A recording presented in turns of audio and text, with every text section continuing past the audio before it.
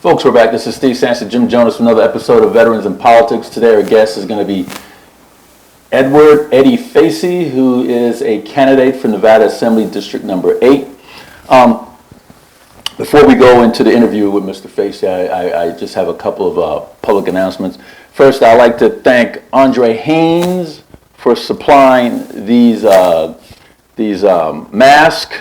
I believe he gave us about, I don't know, there was a big bundle of masks, probably 500 or maybe even more. But I wanted to thank him for that. I didn't do that last week. And I also wanted to make mention to Brent Jones, The Real Water. Brent's been sponsoring us for many, many, many years. He's the type of guy, I say, hey, I need this, and he doesn't question it. He just gives it to me, and I just really like people like that. But he's one of a kind, and one of the reasons why I'm bringing Brent up is because apparently they're moving the Real Water to Phoenix, and they're going to have a substation here in Henderson. But it's going to be sad to see Brent Jones go. I mean, he's a real awesome guy. Him and his wife Amy with this Real Water company. I mean, it's great, and I just wanted to keep him in our prayers and wish him the best in Phoenix, and hopefully Phoenix don't like him and he'll come back to Las Vegas. And I just want to chime in on Brett Jones a little bit too. I'll make it short and brief, but one of the things I really admire about Brett Jones and his wife Amy is, I remember when Steve first brought him up to me and brought up Real Water, I had never even heard of it, and there were quite a few people that I talked to around town, and they didn't know what it was. Well, now every gas station I go into, every convenience store I go into, where I work, lots of times, because it is so warm now, I get Real Water as well from Brett Jones, and also I do purchase it at times. And when I buy it? When I come in, sometimes, when I come in and when I come in work and I have Real Water, everybody always asks me, they're like, oh, did you get that down the street, or where did you get that? And then I tell them, and they're always asking me, hey, can you get that for me? So I just really want to thank Brent Jones and Amy, not only for what they do for us for the show, but also just, right now it's pretty trying times for businesses, and those two have went through a lot and put a lot of time and blood, sweat, and tears into making a good company, and I wish them well. Also, when I got the message from Amy that they were moving, I was like, yeah, that's kind of sad. And just to piggyback on that, Brent was an assemblyman for, was it a session? Yeah. Yeah. And another note, last week we had Radhika Connell, who is the Democratic candidate for Congressional District 2, and Garrett Ladolph, who's the independent candidate for District 2, reached out to me and said, hey, I really don't like that guy anyways, but anyways, he reached out to me to say, hey, he doesn't know what he is. Now he's running independent, I think. I think he was Republican one time, Democrat another time. I don't know. There's a lot of that in this state. He's very confused. Anyways, he reached out to me on Facebook, and I blocked him on one of my pages, but the other one he kind of snuck on. Right. But I blocked him on this one too. But anyways, he reached out to me and he said that he wanted to, us to sponsor a debate between him and the Congressional District 2 candidates. So, I really didn't want to entertain the message, but I did it anyway. And I said, okay, Veterans in Politics would do the debate, and we got your Democratic candidate. She's up to do it, and we'll facilitate it. We'll have an atmosphere for it. The only thing you have to do is get the Republican candidate. Because I figured, why don't he put a little bit of work into it? Yeah, he should reach out, yeah. So He texts me, he messages me back, he goes, oh, you guys are not interested in the issues and blah, blah, blah. People like that I have no patience for. Right. Gary LaDuff, you're not going to win you're not going to win Nevada Assembly District number 2 race. It's going to be between the Democrat and a Republican. You have no chance. So just go away, man. And this is the type of person that always gets involved every time he's going to run for a political race. Now he wants to be part of the community and he wants to get involved in the community. Look, dude, neither Jim and I are running for any race, and we've been doing this for 15, almost 16 years. There you have it. Who's involved in the community? It's not you. You're just a damn opportunist.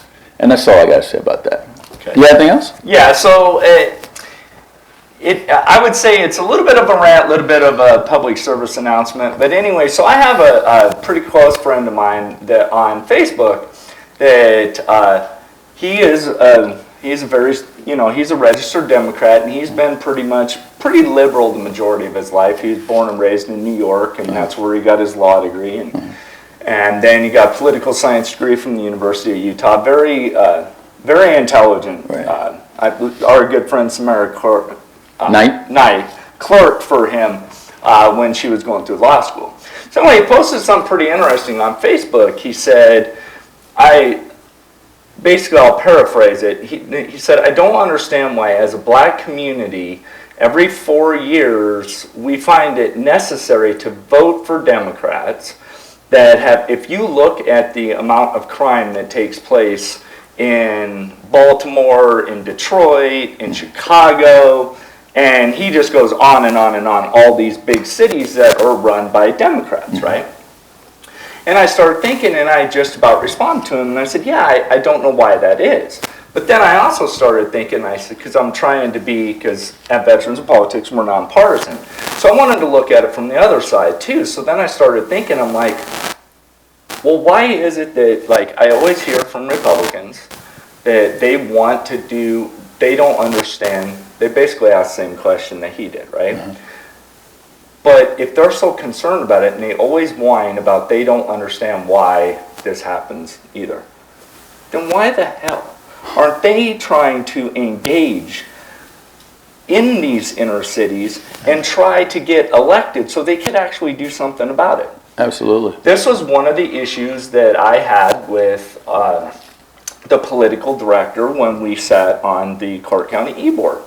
Whenever he would do voter registration drives, he always said, well, we're just going to go for the low-hanging fruit. I'm like, how are you going to truly make a difference? You got to go for everybody. You got to include everybody. You got to at least ask. If you don't ask, if you don't engage, then the answer is always no. That reminds me. I just think the Republicans need to quit blaming Democrats for taking advantage of minorities and running these big cities poorly. If they really gave a shit, they would try to get elected and actually make some change too. So I blame both parties. That reminds me when Ken Wagner was running for a congressional district race as a Republican candidate. Right. He was at Secured Borders and the Minutemen and all those gun groups and immigration or immigration groups or what have you. And I said, Ken, you already got those votes. You already have them. They know who you are. They're going to vote for you. Come out of that box and try to win the hearts and minds of people that you know that don't have your vote. Right. Try to get their vote. Like go to the LBGYQ, whatever it's called, community. Yeah. Go to some of those unions over there and try to win them. Try to get some Democrats on your side as well. Because if you're going to win a race and you have almost equal between the D's and the R's. You need to get, if you're an R, you need to get some D's, and if you're a D, you need to get some R's.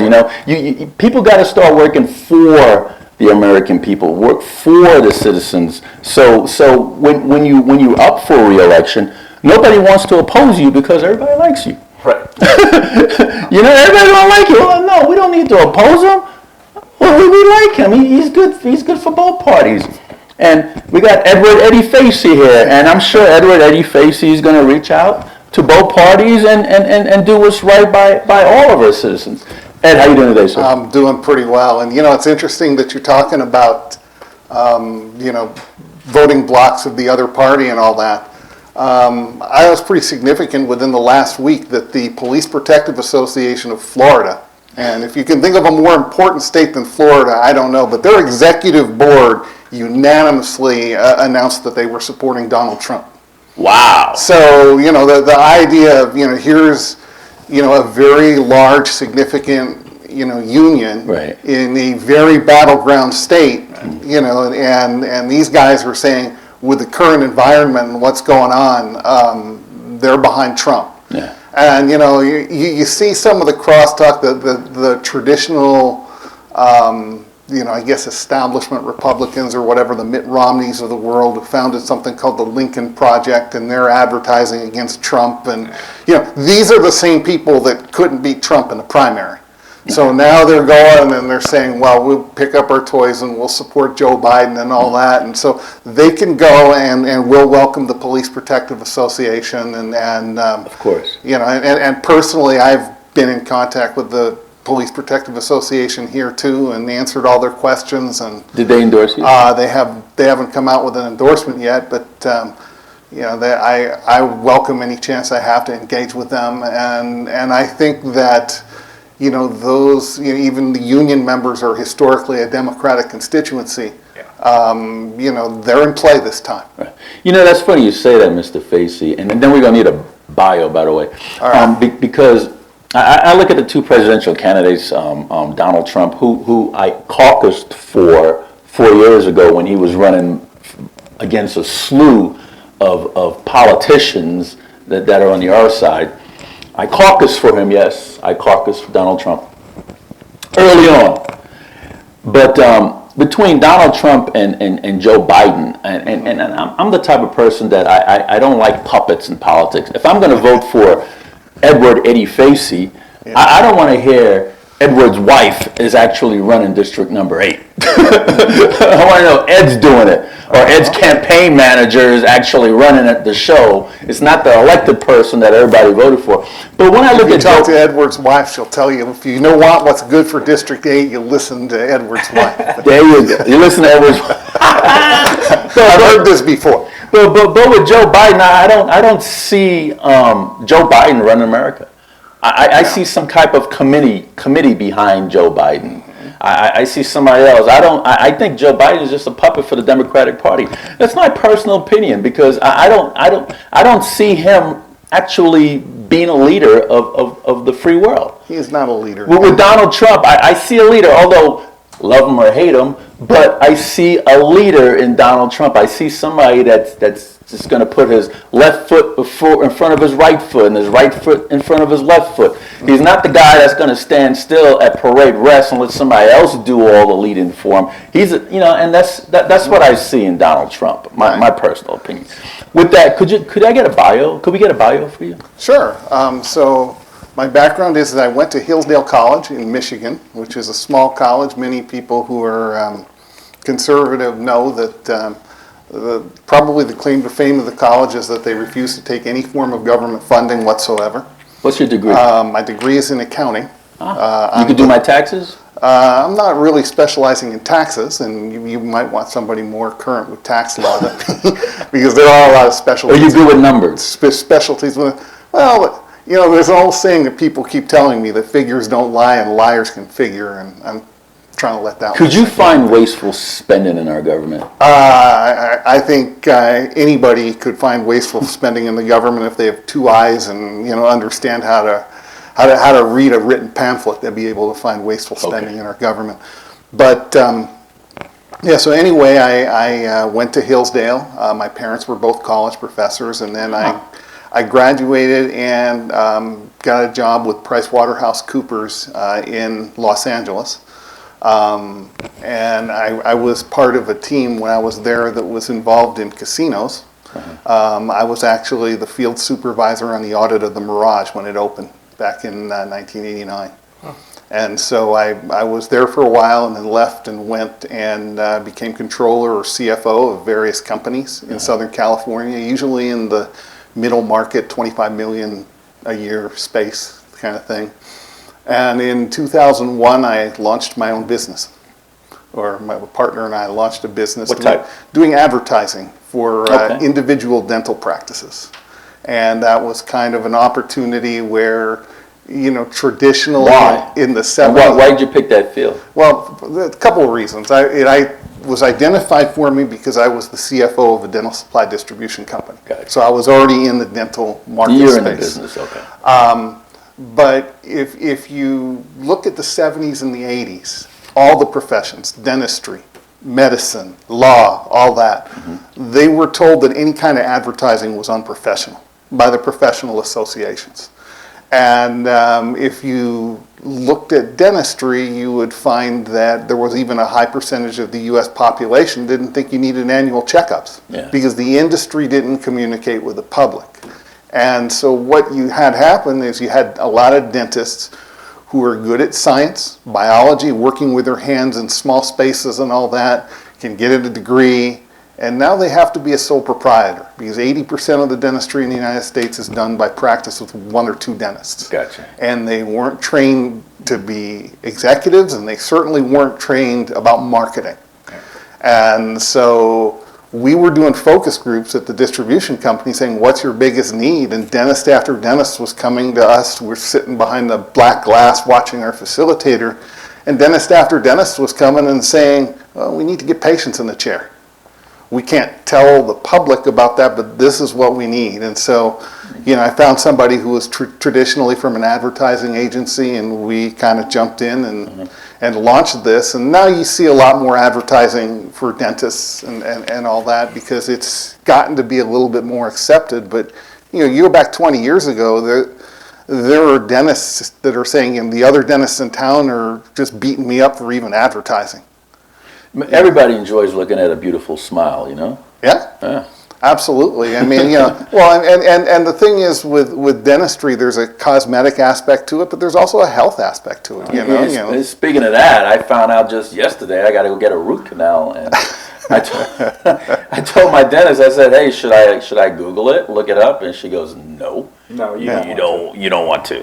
I've had 6. You don't want to. Oh, hell, you better stop eating the candy. No, it's hereditary. It's really? heredity, yeah. I love my parents dearly and miss them, but, we're going to have a talk when I meet them again about some of the genes they passed down. You had good dental hygiene? Yeah. Oh. But regardless of that, It is like, how did we get to that subject? the thing is that even as you say, I had 6 root canals. If we'd been having this talk, 20, 25 years ago, I mean, Steve and I probably be cringing and saying, expressing our deep empathy and all that. But the industry has gone on. The anesthetics have gotten better. You probably can go, and if you have to have your 7th. You're probably not going to look at it with a great deal of dread and all that. I remember when my mother got root canals, and it was just, as a kid, just watching it and seeing all the pain and trying to be supportive and all that. And it's like, I've had a couple, and, they give you medication. And go, if this hurts, take this. I'm not even taking the medication. They said the beautiful thing about operation, along with a beautiful surgeon, is a beautiful anesthesiologist. Anesthesiologist, absolutely. And I mean, today, we look at the medicine of 20, 30 years ago as primitive, and I think our descendants will look at our medicine of today as primitive and all that. We have to keep advancing forward and all that, but one of the good things that we have had as far as advancements is in ways to kind of get through some of these things, Right. I mean, a phrase that will probably go down 100 years ago, and we'll never hear it, or our kids will never understand it, is bite the bullet. And it's like you had to bite the bullet because that's about the anesthesia that you had. Nobody wants to bite the bullet. No, absolutely not. So, please continue with your advice. Anyway, we launched this business, and I was living in Southern California. You have employees working for you? Well, no, I no longer am in that business. I sold my shares to my former partner and all that. But we made the decision to come to Nevada. And I was in Los Angeles basically for most of my career up until then, even though I had clients here with the casino aspects of being a CPA. There were 2 things about Nevada that were attractive. Number one, given that we were working with individual dentists, this was the number one place that they would go to attend a trade show. So if we, our dentists were all over the country, if we wanted to meet the biggest number of them in person and sit and have dinner and talk to them and all that, we wanted to be in Nevada, in Las Vegas. Right. And then number two was the tax and regulatory environment where you compare operating in California or, some of the states on the Pacific coast versus here.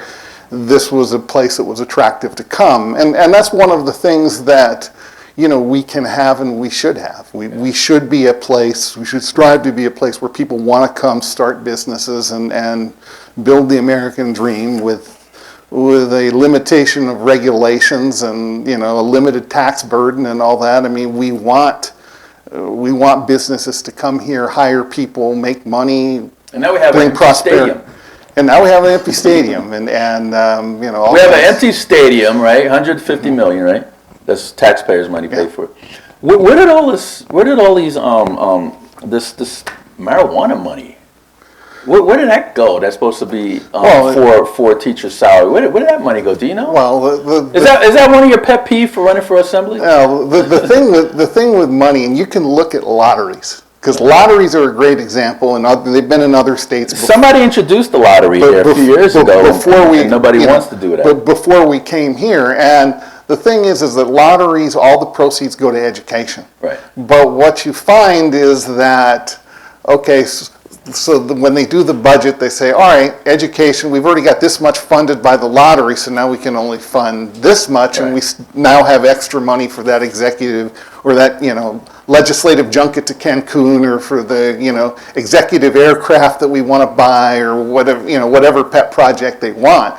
So, yeah, I mean, money goes to education, but that was never going to be the entire education budget. The state was going to put in more in addition to what, the marijuana contributed. And so when you have something like that, it's, the money can be allocated in some other way, and they say, oh yeah, this all 100% goes to education. Well, sure, but it never was going to be the entire budget anyway.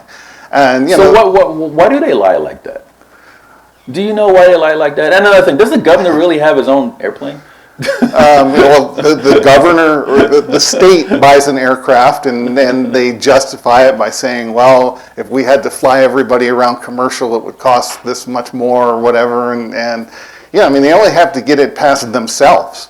And well, once the legislature passes it, and now we've got it, it's an asset of the state. And I mean, it's not the governor's personal aircraft, but it's there to shuttle him around wherever he wants. Sounds like his personal aircraft.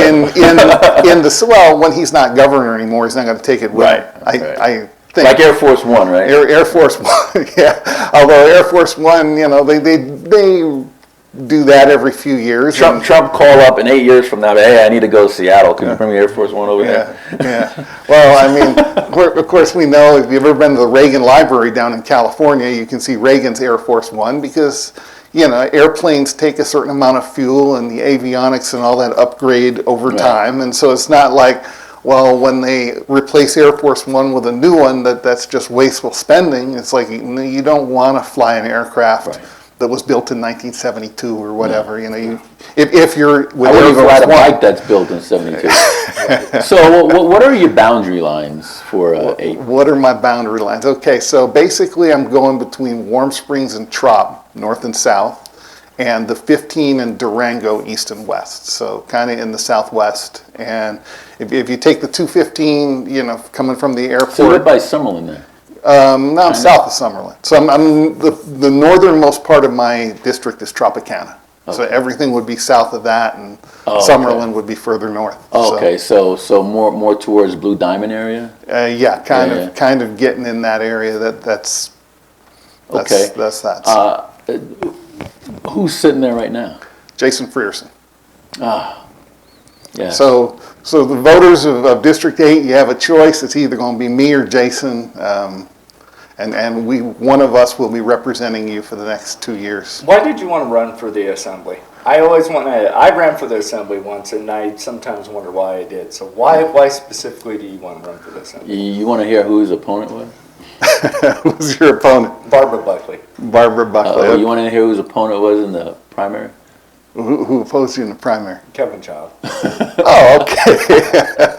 We go back a way. Yeah, that could be a fun little series of conversations that you guys could have. And We're still having them. They haven't ended. I'm not sure, thinking of my last interaction with Kevin Child, I'm not sure that conversation ended. Conversations can go on, but no, the thing is that, voters should have a choice. Right. And part of my decision to run was that there wasn't really anyone stepping forward and doing it, and I felt that I could devote myself to this. I wanted to reach out to people, hear what was going on, hear what their concerns were, and ultimately, and you talked about it before when you're talking about trust, I think we need to build more trust with our politicians. I'm somebody, I've got a website, I've published my phone number. Anybody who's in my district, call me, I will pick up the phone. If I can't right now, I will. Right. Trust is an amalgam of a couple things. Okay. One, there's somebody who will do what they, will shoot you straight. Will Right. say what they intend to do. But along with that comes the knowledge and understanding of how to get things done. Right. So, for example, if you came to me and you wanted, advice on Ethiopian cooking, I might be the most level, straight shooter that you know, but that dish isn't going to get prepared very well because I just don't know much about You could that. Google it, you know that, Mr. Facey. Yeah, well, the person asking me could Google it too. My- I don't add any value to that. My daughter wants Jamaican porridge, Jamaican. and every time we go to the Jamaican restaurant, Big Jerk over there on Silverado and Bermuda, they supposed to have it on Sundays, and they don't have it. So she's like, "Hey, Dad, why don't you just Google it and make it at home?" There you go.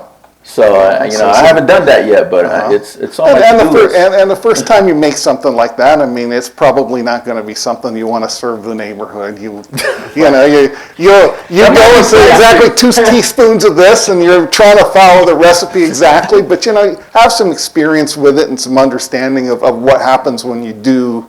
Screw it up. You screw it up or how you like it or whatever before you go and say, I can do this. For myself, I've been very active in the Republican Party. I'm very interested in public policy. I have a business background. I have something that I can contribute. And so, I can look at things like, what does it take to run a business in Nevada? Are we a welcoming environment for that? Because ultimately, we want to have people who are prosperous here. We want to have employment. The casinos with this COVID thing have just blown out a lot of workers. And we cannot just be a collection of people sitting in our homes, hiding from the coronavirus, collecting unemployment. That doesn't work as a community. That brings prosperity to nobody. And I got a vision, we got to do something better than that. But, when I ran, or when I filled out the papers to run, we had neither lockdowns from COVID, nor did anybody know who George Floyd was. And, there's an old Chinese saying, may you live in interesting times. And as these things came on, it makes it more interesting to be a leader, because you go and you're going to try to listen to everybody, and whatever you do, it's not going to be exactly what some people want. I have a problem with your opponent. All right. Integrity problem. I remember when he was in the assembly several sessions ago, pre-John Moore. Mm-hmm. Okay, and he was running the Judiciary Committee, and there was a bill for the first time, AB 140, and it was supposed to protect service-connected disability benefits from being used in family court for child support and alimony. Mm-hmm. This is going a few years back, and he said he brought the bill up. And they didn't want to. He brought it up for a vote, and it didn't make it out of committee.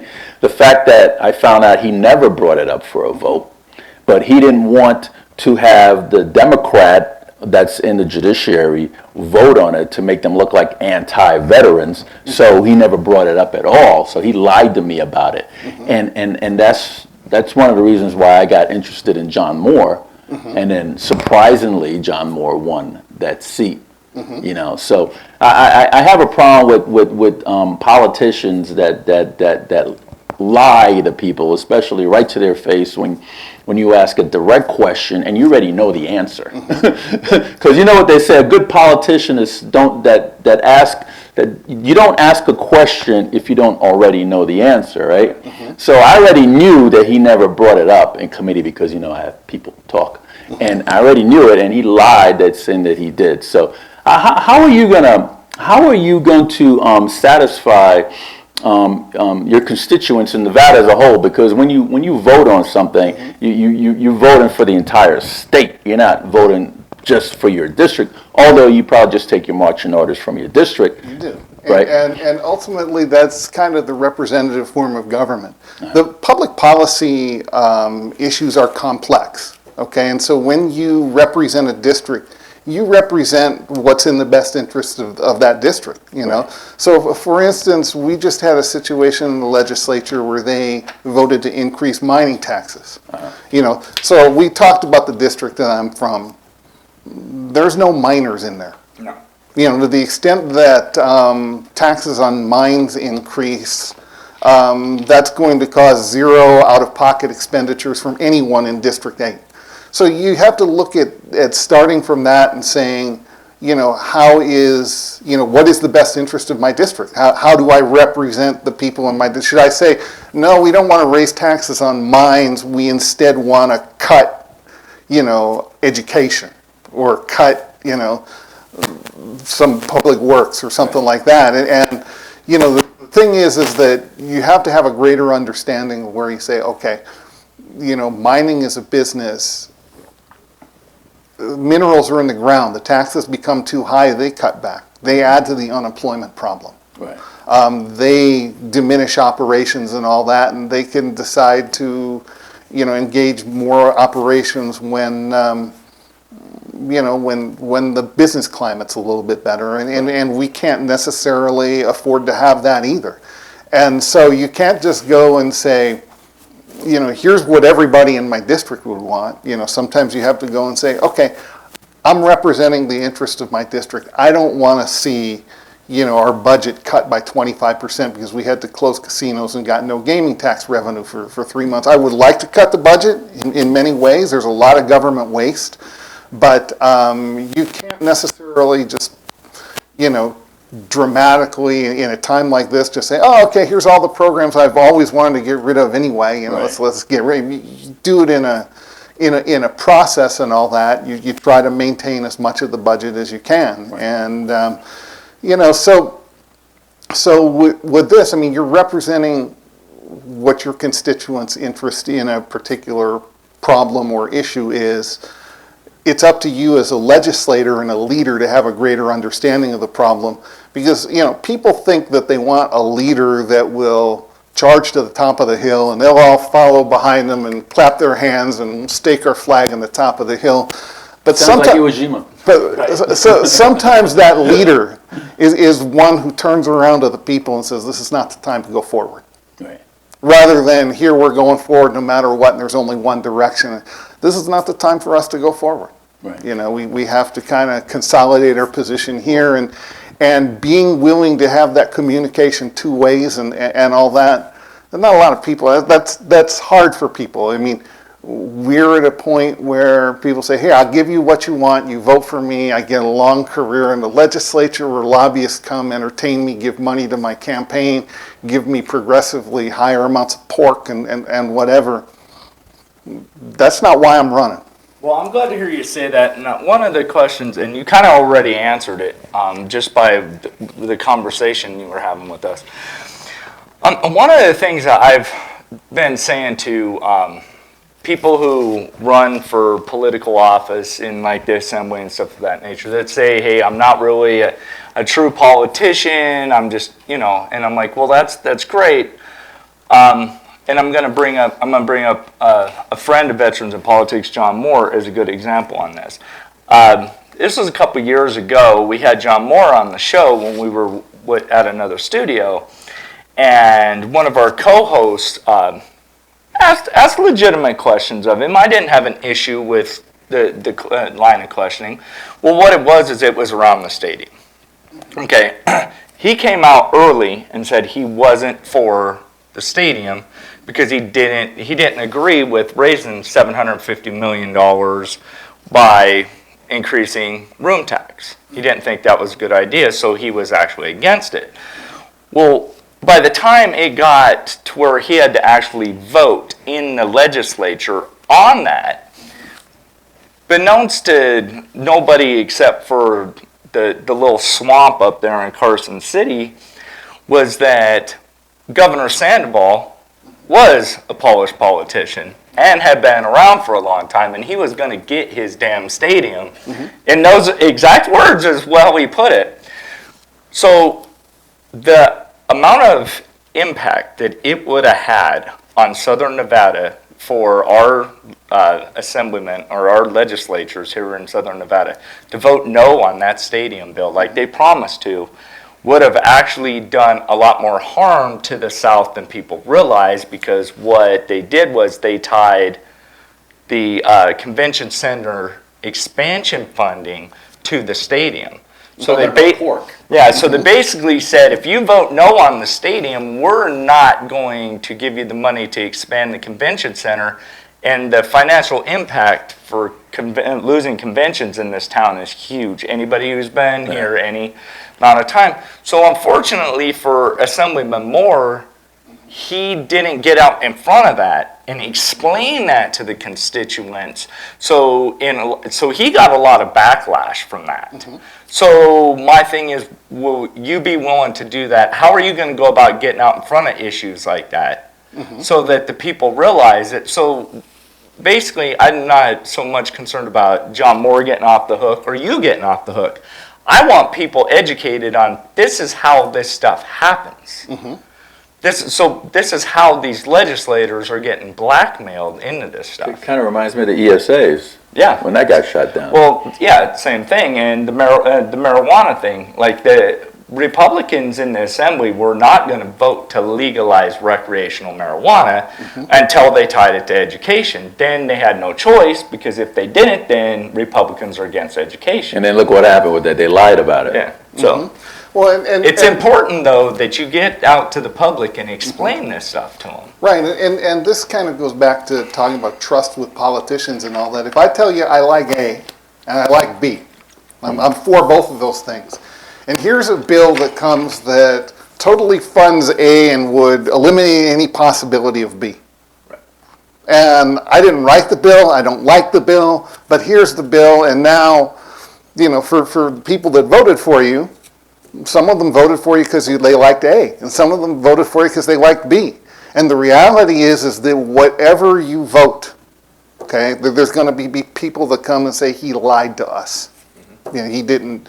He said he liked B, but then he voted for this bill, which totally precludes getting B funded. That's why a lot of Republicans, or some of them, either stay out of a race or vote for the Democrat, because they said, well, you know, at least I know what I'm getting. With some of these Republicans over here, and vice versa, I don't know if they have Democratic rhinos as well. Some of these Republicans over here, we don't know what we're going to get, because they're like, you know, teeter-totter, and they might be conservative, and then they might be all liberal. We don't know. At least with the Democrat, we know exactly what it is. They're going to be doggone liberal. At least we could. But they don't. But you they know, don't. And vice versa. It doesn't have to be. The challenge is that we have a two-party system. So there are more than two positions on, you know, a lot of issues. You know, and so you can look at a Democrat and you say, is that Joe Biden or is that Bernie Sanders? Now, if you're a Republican, you know, you say, who cares? I don't want either one of them. Right. But if you're a Democrat, that matters. Yeah. And there are many people, I mean, we saw it in 2016. We might see it again in 2020. Who their vision of what's good for the country is how far left Bernie Sanders wants to go, and Joe Biden's not that far left, and they would rather vote for the Green Party than vote for Joe Biden. Well, socialism is never going to work in this country anyways. Well, it's never going to work anywhere, but that doesn't mean it can't be introduced. Look, and that's what we got to be look what happened with the about. Soviet Union. Yeah, well, I mean, country after country after country. I mean, hey, let's go shopping in Venezuela and see what kind of groceries we can pick off the shelves in that socialist utopia, you know? It's just because something doesn't work, and you and I and Jim, we can sit here and agree that it doesn't work, but that doesn't mean that there can't be some loud people yelling and politicking for us to try it. Right. And, you know, do you want to go through that failure? Because I don't. Right. You know, like violating all of our constitutional rights due to this epidemic. yeah. You know, what are the issues that face District 8? Because these are the people that actually is going to fill in the mail-in ballots and vote for you or not. Well, what are the issues? Well, I think the issues have kind of come on us this year. It probably would have had a different answer at the beginning of the year. But the first thing is how we handle the coronavirus, you know. What will impact a lot of parents and all that is whether schools are going to be open. Yeah. You know, and, you know, yeah, we can have distance learning, we can have courses over Zoom and all that, but there is a human interaction and socialization element to school that is not just learning what a noun and a verb is or your multiplications tables or, you know, what the capital of Georgia is. Mm-hmm. You know, there is a social interaction, you know, with other kids that you grow as a person. And, you know, we are looking and saying, we're going to take a year away from our kids. Right. You know, because of our fear of the coronavirus, I mean, we need to have an honest understanding of what this is. I mean, yeah, this is something that has a health risk, but there's two sides to this coin. There's the risk of acting and there's the risk of not acting. Right. You know, and so you want to act and you want to keep people in your homes and say protect kids. Coronavirus doesn't spread through juvenile populations like it does other populations. It just doesn't. You know, and what are we going to lose by sheltering our kids and keeping them in homes and stunting their social development and then not to mention the burden on parents of trying to, you know, figure out what they're going to do during the day and all that. Then you have the, you know, the orders of wearing masks, where the governor is just putting it on businesses to basically be the mask police. You know, and if you see video after video, you see a lot of people that don't believe in masks because that's their belief. Walking into businesses, telling businesses, you know, to pound sand, work. Halloween, everybody's gonna have a mask. Yeah.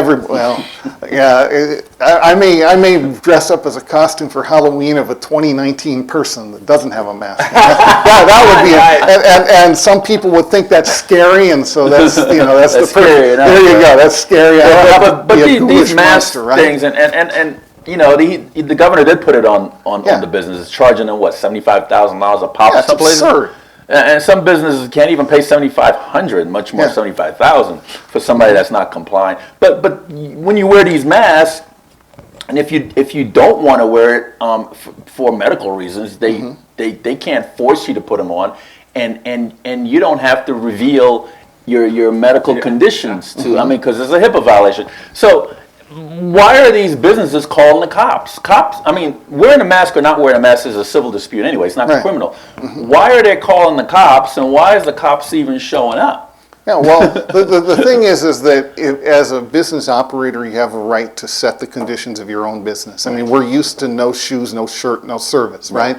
So if a business owner wants to say, I don't want any customers that aren't wearing a mask, and even if you have a HIPAA condition or whatever, shop somewhere else. Well, you know, your condition then, if you think that business is discriminating against you because you're disabled, go sue them.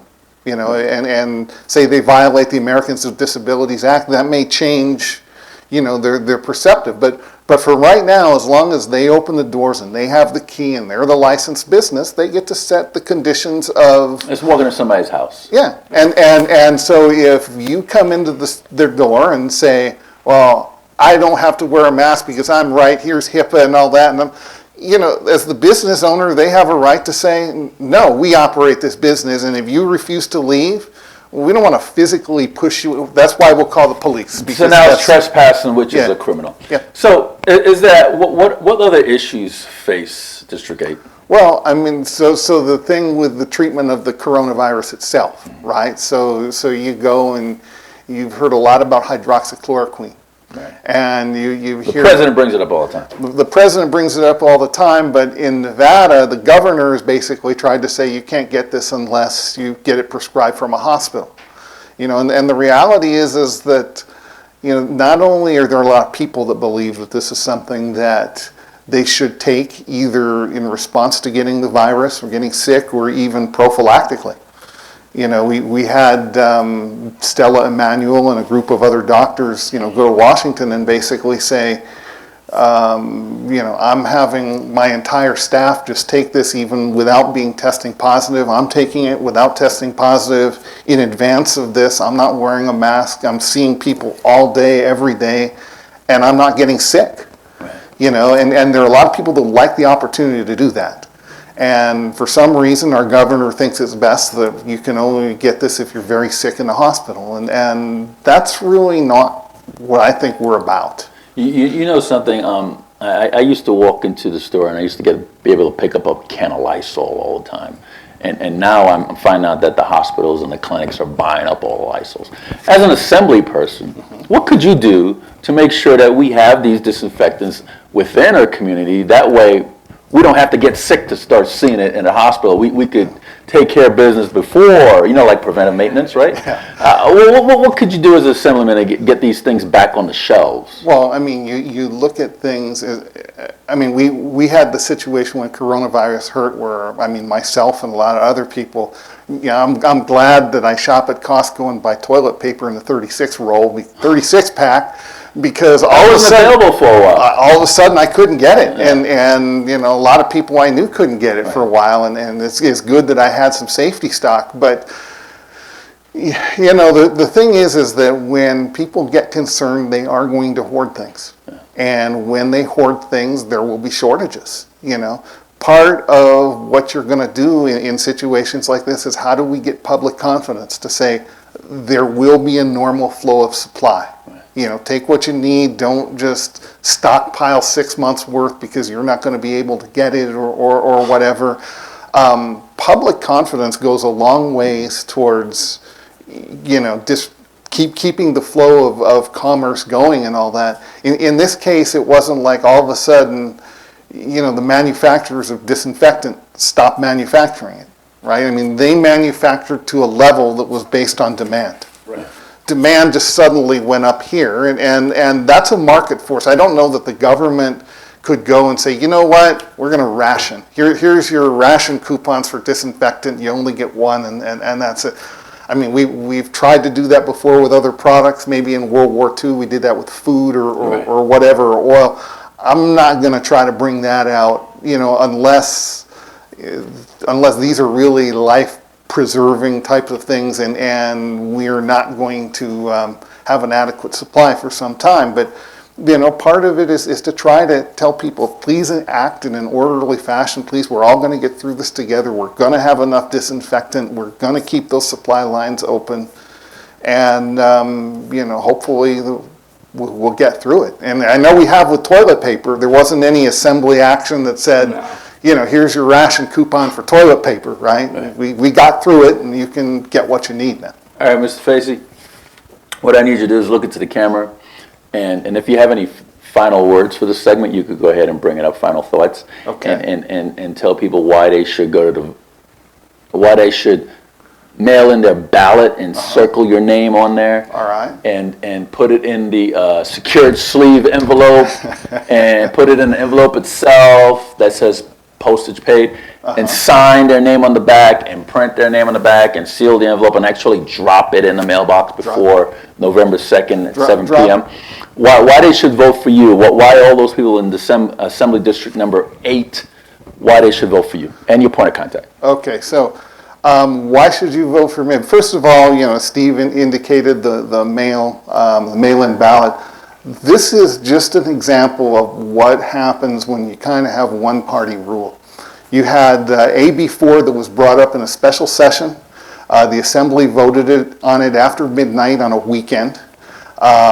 Public comment came in. There were over 5,000 sentiments expressed opposing this, and less than a couple hundreds in support.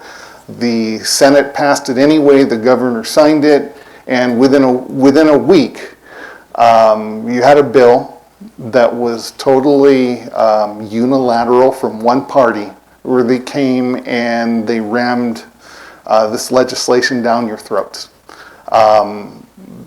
That's not the way, that's not what self-rule is about. There's a phrase sometimes referred to as tyranny of the majority, where you get a majority party and say, well, we don't have to listen to other voices, we'll pass bills at 2 in the morning, we'll just railroad stuff through, we'll cut the ability to implement amendments and things like that. And you know, that's not a great society or a state or community to live in. I'm somebody that, you know, will be accessible, you know, to the extent that people want to reach out to me and share their opinions. I'll promise to listen. I'm not always going to agree because, you know, there's many sides to an issue. I can't tell every voter, you know, in my district that I'll always agree with you, because that, I mean, you know, that's two-faced on its surface. But I can tell you this, it is not against my principles of any kind to listen to what you have to say. And we may not agree sometimes. In fact, certainly if you go through every issue, there's going to be an issue where I don't agree with you, you know, and you know, I may vote in a way that an individual constituent doesn't want me to vote. But the reality is that I communicate straightforwardly, I'll listen, and I am interested in making our state and our community a great place to live, a great place to raise kids, a great place to retire, and a place where we have economic growth and prosperity and security. I hope you're with me on that. To the extent you want to reach out to me, my website is eddie.vegas, EDDIE.vegas, and there will be an email address and phone number there as well. So I look forward to hearing from constituents regarding anything that I've discussed or anything that's of concern. And I hope you do go out and vote this November, and I hope to earn your vote to the extent that I can. Well, thank you, Eddie. Folks, that's Eddie Facey, who's a candidate for Assembly District number 8. You know, I knew I was going to mess that up. Veterans in Politics has endorsed Mr. Facey, and we hope that everybody in Assembly District number 8 would reach out to Mr. Facey, find out more, and fill out their mail-in ballot and vote for Mr. Facey and make him the next Assembly District 8 Assemblyman for your district. This is Steve Sanson, Jim Jones for Veterans in Politics. Until next time.